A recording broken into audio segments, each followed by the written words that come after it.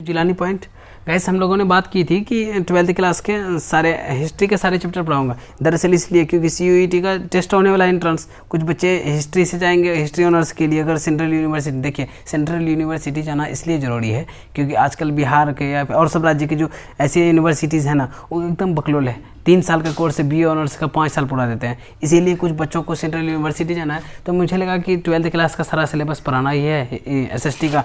उसमें से हिस्ट्री सबसे पहले ख़त्म कर देते हैं। एंट्रेंस होने से पहले एकदम बिल्कुल शॉर्ट टर्म में चाहेंगे कि सारा पॉइंट मेन पॉइंट आ जाए, जिससे कि क्वेश्चन आ सके और शॉर्ट टर्म में हम आपको पूरे चैप्टर पढ़ा सकें। ठीक है, आज हम लोग बात करेंगे 5th चैप्टर का। देखिए पहला चैप्टर इसलिए अभी नहीं पढ़ा है क्योंकि पहला चैप्टर में जब हम एंशिएंट की बात करेंगे ना, तो एंशिएंट थोड़ा बोर होने लगेगा। थोड़ा इंटरेस्टिंग सब्जेक्ट चैप्टर से शुरू करते हैं, पढ़ाएंगे तो सारा, क्योंकि पार्ट 1 है, पार्ट 2 है, पार्ट 3 है। तो पार्ट 2 का ये पहला चैप्टर है। पार्ट 1 का भी पहला चैप्टर पढ़ाएंगे, पार्ट 3 का भी पढ़ाएंगे, सारा चैप्टर पढ़ाएंगे। ऐसे पार्ट 2 से हम लोग शुरू करते हैं। उसमें चैप्टर 5 में है थ्रू द आईज। देखिए through the I of travellers, मतलब जो लोग ट्रेवलर्स थे उनकी नज़र में नज़रिया क्या था भारत के प्रति, उस पर हम लोग चर्चा करते हैं। देखिए मेनली होता क्या है कि जो भी मेन एंड वोमेन, मतलब मर्द और औरत होते हैं, सब एक जगह से दूसरी जगह जाते क्यों हैं? हमने शॉर्ट टर्म में सार नहीं बना के इसलिए दिया है। अगर आप लोग भी कोशिश करेंगे कि बिल्कुल शॉर्ट नोट बनाने के लिए, शॉर्ट नोट बनाने का तरीका सीखिएगा। ठीक है, अभी से सीखिए।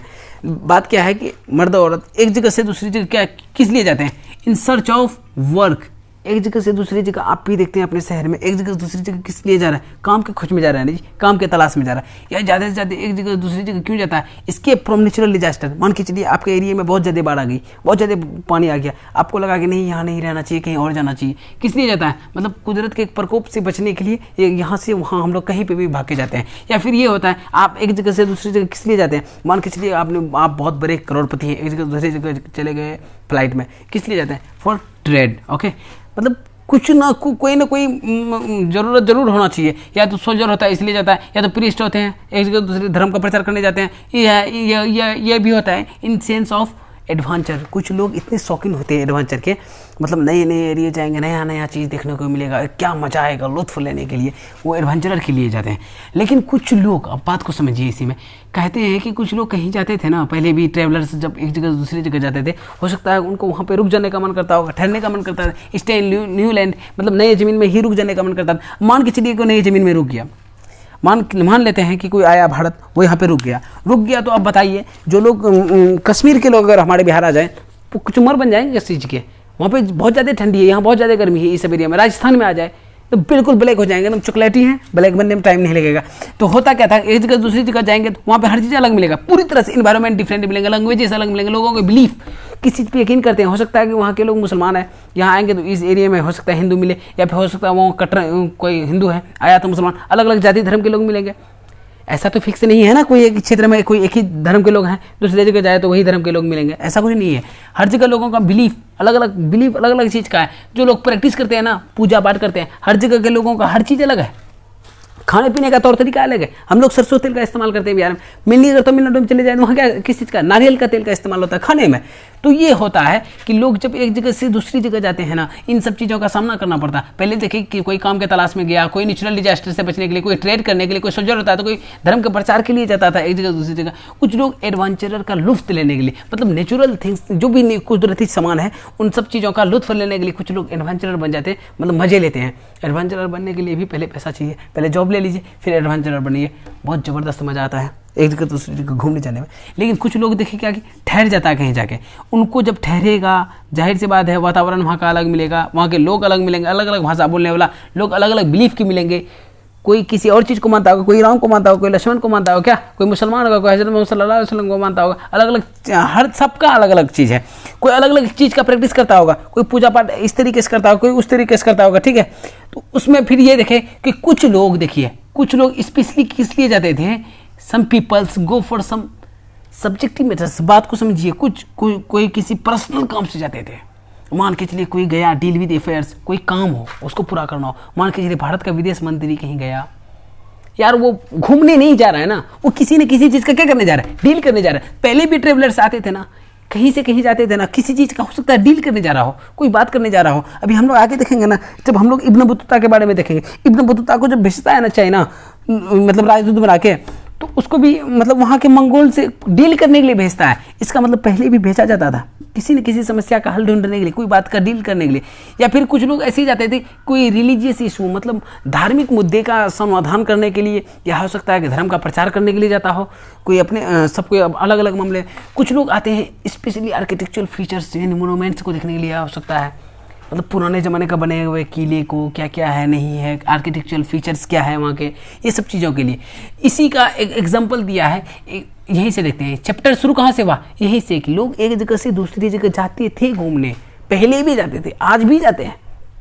ये अलग बात है कि पहले ज़मीन के रास्ते से समुद्र के रास्ते से जाते थे, एरोप्लेन जैसा कोई वैसा सुविधा नहीं था, आज गए 5 दिन बाद वापस आ गए, पहले जाने में बहुत टाइम लगता था। अब हम लोग इसी में देखेंगे ना तो देखेंगे क्या कि दिल्ली से हरियाणा जाने में इतना दिन लगता था भाई, कहीं और से कहीं और जाने में, कोलकाता से दिल्ली जाने में लगभग 40 दिन लगता था, ऐसे ऐसे टाइम लगता था भाई। पहले घोड़ा होता था, पैदल जाना पड़ता था, बहुत अलग अलग चीज़ है। आज ना मोटर जमाना है, आज ना हम लोगों को गाड़ी मिल जाती है, 4 व्हीलर मिल जाता है, 2 व्हीलर मिल जाता है, जिससे मर्जी प्लेन से चले जाते हैं, 4 घंटे में 12 घंटे में एक जगह दूसरी जगह चले जाते हैं, वो अलग बात है। लेकिन देखते हैं कुछ लोग आए, इसी के एग्जांपल के तौर पर दिया है, लेकिन जो लोग आए थे क्यों, अब मान के चलिए कोई भी आया यहाँ पे रुक गया, यहाँ का अलग अलग इन्वायरमेंट का मजा लिया, अलग अलग भाषा का लिया, बिलीफ, इन सब चीज़ों का एक्सपीरियंस हुआ ना जी। अब मान के चलिए हम और आप कहीं पे चले गए, मुंबई घूमने चले गए, ठीक, मुंबई घूम के आए तो आप क्या करते हैं, गांव में मिलने लोगों से बातचीत करते हैं ना, या फिर अपने फ्रेंड्स सब में बात करते हैं, यार वहाँ का ये मज़ा है, वहाँ घूमने गए ये चीज़ देखने को मिला, यार ये चीज़ मिला, मतलब अपना एक्सपीरियंस शेयर करते हैं। वहाँ पे लोग किस तरह से रहते थे, कितना मोहब्बत से बात करते थे, कितना खरोश टाइप के थे। मुंबई गया तो मैं अजीब तरीके का भाषा था, और जब मैं वहाँ से रिटर्न आया था ना, तेरे को मेरे को अजीब अजीब बोल रहा था। तो मतलब यार सबको लगा कि बदल गया, मतलब होता है आप वहाँ के माहौल में घुलने लगते हैं तो होता क्या है कि सब लोग अपना एक्सपीरियंस जाहिर करते थे। उसी में से एक कौन है, याद देखिए, अब्दुल रज़ाक समरकंदी। अब्दुल रज़ाक समरकंदी के बारे में चर्चा ये किया गया है, ये कहाँ से आए थे, हेरात से आए थे। इन्होंने विजयनगर के बारे में विस्तृत जानकारी दी अपने किताब में, सब आते थे अपने बुक लिखते थे, मतलब लिखेगा ना यार, एक्सपीरियंस हुआ तो मान के चलो मेरा ये एक्सपीरियंस हुआ मुंबई जाने का, मैं अपनी कोई किताबें लिखूं, पब्लिश हो, चले ना चले अलग बात है। तो अब्दुल रज़ाक समरकंदी जब आए थे हेरात से, तो इन्होंने विजयनगर के बारे में बहुत अच्छे से इसके बारे में हम लोग 6ठा या 7वां चैप्टर में पढ़ेंगे, इसलिए अभी ज़्यादा पॉइंट से नहीं लिखा है इसको, ऐसे भी इसका ज़्यादा पॉइंट इस चैप्टर में नहीं है, समझे। उसके बाद कहा है क्या, 3-4 को मेन ट्रेवलर्स थे जिसके बारे में हम लोगों को पढ़ना बहुत जरूरी है। उनमें से अगर हम लोग देखेंगे अल-बुरनी के बारे में देखेंगे, बात को समझिए। अल-बुरनी एक ऐसा व्यक्ति थे, वो मतलब ऐसे अल-बुरनी के बारे में अभी थोड़ा देर बाद में पढ़ते हैं। एक कौन था अल-बुरनी, जो कहाँ से आए थे, उज्बेकिस्तान से, कौन सा सेंचुरी, 11वीं सेंचुरी में। इस बात को बहुत अल-बुरनी और इब्न बतूता दिमाग में बैठा के रखिएगा, वरना आगे और पीछे हुआ ना सीक्वेंस तो बड़ी भयंकर हुचाल मच जाएगा दिमाग में, कह रहे हैं अभी से। देखिए अल-बुरनी सबसे पहले आया, कौन सा सेंचुरी में आया, 11वीं सेंचुरी में, ठीक। उसके बाद कौन आया, इब्न बतूता। पहले कौन आया, अल-बुरनी, उसके बाद आया Ibn Battuta. Ibn Battuta Morocco से आए, ये आए 14वीं सेंचुरी में। कितना 100 साल का डिफरेंस, 300 ईयर्स हुआ कि नहीं, इतना 100 साल लगभग, इतना इस सेंचुरी के बीच इतना डिफरेंस हुआ, समझ गए, इतना डिफरेंस। उसके बाद आया अभी देखिए फ्रांसिस्को बर्नियर, ये जब आए थे फ्रांस से, ये आए 17वीं सेंचुरी में, ठीक। इतना समझ में आया। पहले कौन आया, अल-बुरनी, फिर इब्न बतूता, फिर फ्रांसिस्को बर्नियर। ये कहाँ से आए, फ्रांस से, 17वीं सेंचुरी में, ये 11वीं, ये 14वीं, ये 17वीं सेंचुरी में, ठीक है। छोटे छोटे पॉइंट से हम लोग चैप्टर को समाप्त करने की कोशिश करेंगे। देखिए ये टॉपिक, ये मतलब चैप्टर का इंट्रोडक्शन था। उसके बाद चैप्टर में हम लोग जैसे अंदर घुसे, देखे कि 3 मेन ट्रेवलर्स आए, 3 मेन ट्रेवलर्स, उनके बारे में हम लोगों को पढ़ना बहुत जरूरी है। उसमें सबसे पहले हम लोग किसके बारे में देखें, अल-बुरनी। अल-बुरनी के बारे में आप ज़्यादा चर्चा करेंगे, ठीक है। अल-बुरनी देखते हैं क्या, दरअसल अल-बुरनी एक किताब लिखे, किताबुल हिंद। इस किताब को लिखी है अरबिक भाषा में, इसलिए क्योंकि अरब कंट्रीज के क्षेत्र के, देखिए ना उज्बेकिस्तान, कहाँ का उज्बेकिस्तान, देखिए इनका जन्म हुआ 973 ईस्वी में समझ गए, 973 ईस्वी में। कहाँ पे हुआ, खाजिर, देखिए ख्वारिज़म, समझिए ख्वारिज़म में हुआ। ख्वारिज़म अभी कहाँ है, उज्बेकिस्तान में। ये जो ख्वारिज़म में इनका जन्म हुआ था, तभी ये उज्बेकिस्तान नहीं था, अभी फिलहाल क्या है वो उज्बेकिस्तान। उज्बेकिस्तान का एक शहर का नाम क्या है, ख्वारिज़म। ख्वारिज़म में इनका जन्म हुआ 973 ईस्वी में। अल-बुरनी जब मतलब धीरे धीरे बड़ा हुए, 1017 ईस्वी में उनके जिस क्षेत्र में वो रहते थे, महमूद गजनवी का आक्रमण हुआ। इतना भयंकर आक्रमण हुआ, क्या बताएं, उसके बारे में आप डिटेल से जब पढ़ेंगे तो पता चलेगा। ये गजनवी देखे कि हम लोग भी देखे अपने भारत में 1001 से लेकर 1027 के बीच क्या कितने बार आक्रमण किए थे, 17 बार किए थे। 1025 में जब सोमनाथ मंदिर को लौट के ले जा रहे थे, होमच के दूर सप्ताह धुलाई कुटाई करते हुए जा रहे थे आदमी, सबका लग रहा था पता नहीं क्या।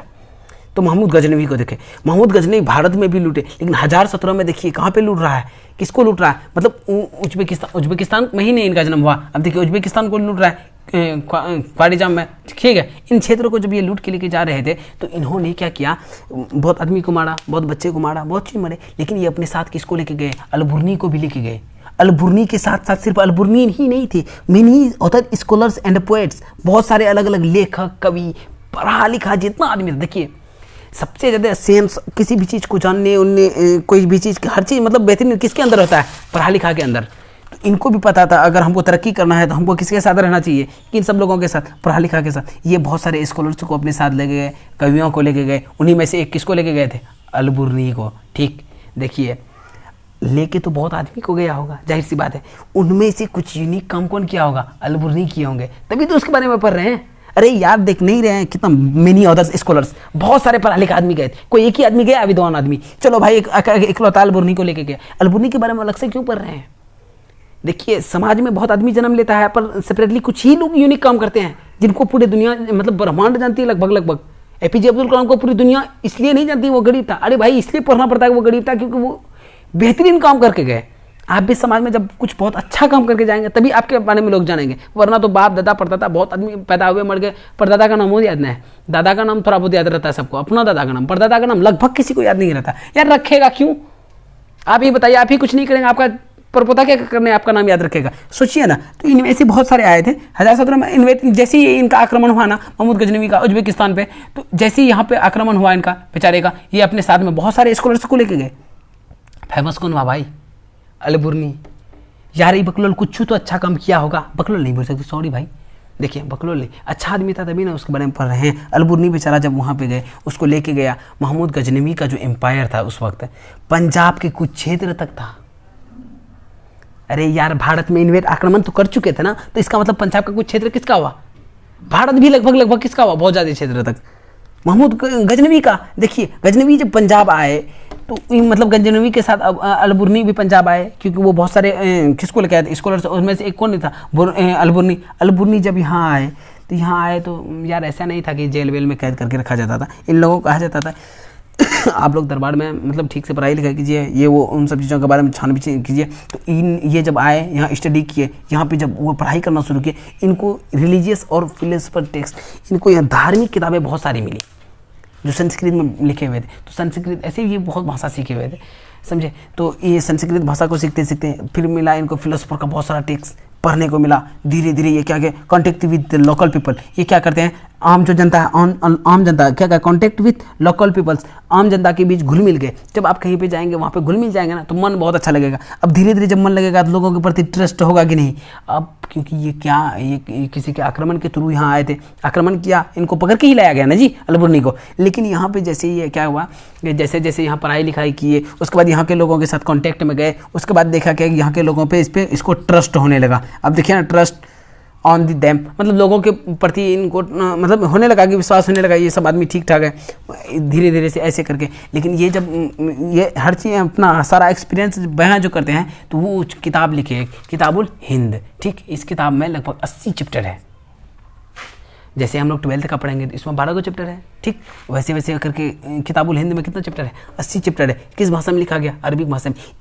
इस किताब में ना हिंदू धर्म के बारे में बहुत बेहतरीन तरीके से लिखा गया, क्योंकि हिंदू धर्म जब पहले कहीं पनपाया तो वो कहाँ पनपाया भाई, भारत ही तो उसका जन्मदाता, भारत में ही जन्म लिया हिंदू धर्म। धर्म हिंदू नहीं है यार, सनातन धर्म है, लोग ऐसे हिंदू करते हैं, अलग बात। तो किताबुल हिंद में उस धर्म के बारे में बहुत अच्छी बेहतरीन तरीके से जानकारी थी। इन्होंने इसलिए लिखा क्योंकि ये जब यहाँ आए थे तो इसका एक्सपीरियंस लोगों के साथ हुआ था। यार किस तरह के लोग थे, सनातन धर्म को ही मानने वाले तो थे, सनातन धर्म को मानने वाले थे, तो किस धर्म का ज़्यादा जानकारी देगा ये, मतलब कहेगा ना भाई ये लोग इतने बेहतरीन थे, ऐसे थे वैसे थे। समाज में हर आदमी खराब नहीं होता है, कोई भी धर्म खराब होने नहीं यार। धर्म के कुछ लोग, गिने चुने लोग खराब होते हैं। हिंदू धर्म भी खराब नहीं है, सनातन धर्म खराब नहीं, बेहतरीन धर्म है, लेकिन उसमें से कुछ लोग खराब है। समाज में आप भी रहते हैं, हम भी रहते हैं, सब रहता है। आपको दिक्कत किस बात की होती है जब हमें नहीं हो रही, सेम फंडा। तो इन्होंने अपनी किताब में इन सब चीज़ों की जानकारी दी, बयां किया हर चीज़ को, किताब का ध्यान रखना, किताब का नाम क्या है? किताबुल हिंद। बस ये सवाल सबसे ज़्यादा आएगा। The book which is written by Alberuni, Kitabul Hind. Okay, या फिर आएगा Kitabul Hind is composed of, किसका लिखा हुआ है? बाय अलबुर्नी का। दिमाग में रखना भैया, इब्न बतूता भी दिमाग में अलग से रखना। अभी देखते हैं।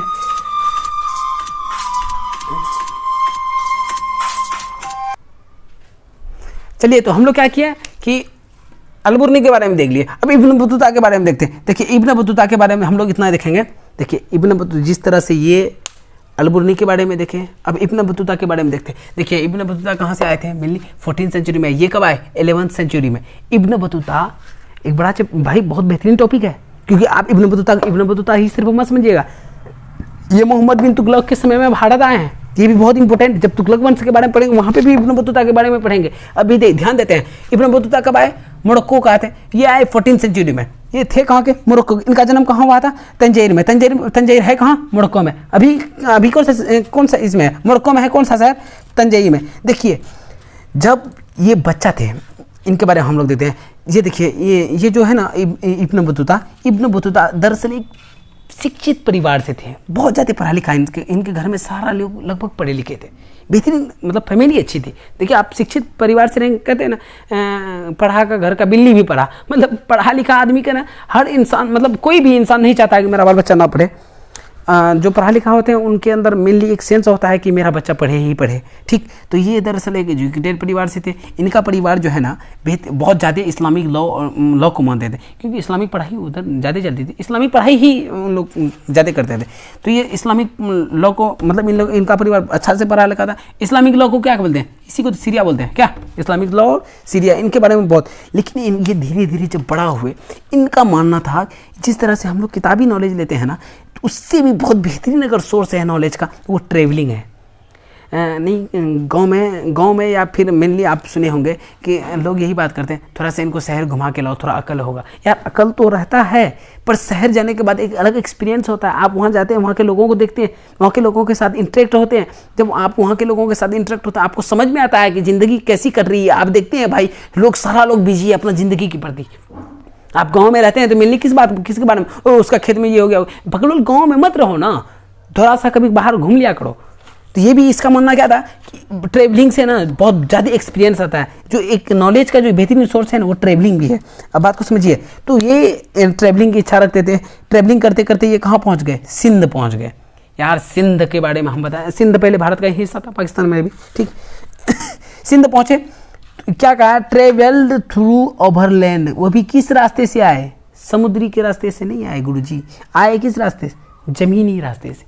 मतलब देखिए, किस रास्ते से आए? जमीन के रास्ते से। कहाँ पहुंचे? सिंध। 1333 में। 1333 में, ध्यान में रखो। अब राजा कौन होगा? दिल्ली सल्तनत का। यार, 1337 में आए। उसके बाद उन्होंने किसके बारे में सुना? उन्होंने मोहम्मद बिन तुगलक के बारे में सुना कि तुगलक जो है ना, पढ़े लिखे लोगों का बहुत इज्जत करते हैं। इनको लगा कि मुझे वहाँ जाना चाहिए।